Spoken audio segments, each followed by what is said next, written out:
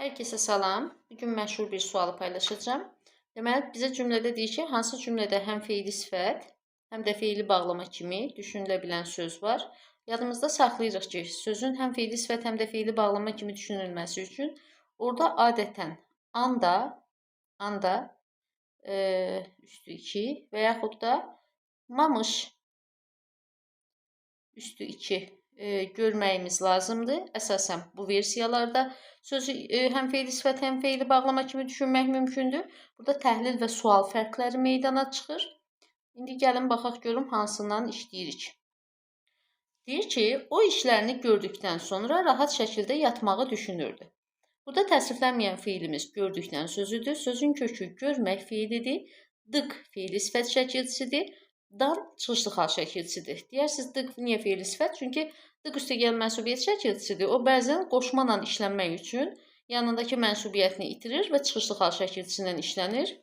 Və burada bir də yatmaq məsdəridir, amma o feili sifət və feili bağlama kimi düşünülə bilməz. A variantı getdi. Çətinlik görməmiş insanlar məqsədlərinə çatmaqda çətinlik çəkirlər. Burada bayaqlarımıza verdiyim hissə mamış feilin üstündə görsənir. Burada iki fərqli sual verə bilərəm bu sözə. Sözün kökü gör, mə inkar şəkilçisi, mış. Çətinlik görməmiş insanlar. Hansı insanlar? Çətinlik görməmiş insanlar və yaxud da çətinlik çəkirlər. Kim çətinlik çəkir? İnsanlar. İnsanlar nə zaman çətinlik çəkir? Çətinlik görməmiş. Baxın, buna həm də nə zaman sualını verə bildim, nə vaxt sualını verə bildim. Bilirik ki, feili bağlama nə vaxt, nə zaman suallarına cavab verə bilir, zərfin suallarına cavab verə bilir. Bu zaman bu formada təhlil edəcəm. Həm feili sifət, həm feili bağlama kimi təhlil edə bildiyimə görə və sual verə bildiyimə görə cavabım B variantı olur. Ömrün varağını izləyən şair. Burada feili sifət şəkilçisi var, an, ən. Feili bağlama kimi düşünə bilmərəm. Neysə, düşünürdü haman salonda. Burada yoxdur. Feili bağlama kimi düşünə biləcəyim söz. Getdi bu.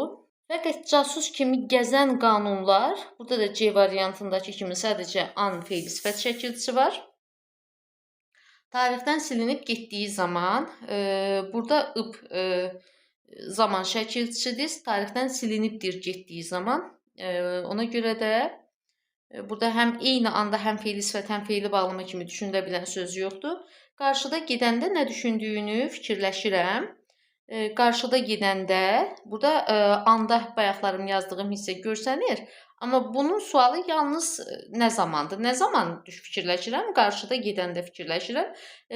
Baxın, bu anda feili sifət ola bilməsi üçün ismin sualına cavab verə bilməlidir. Ya kim sualına, kimdə sualına cavab verə bilməlidir, kimdə.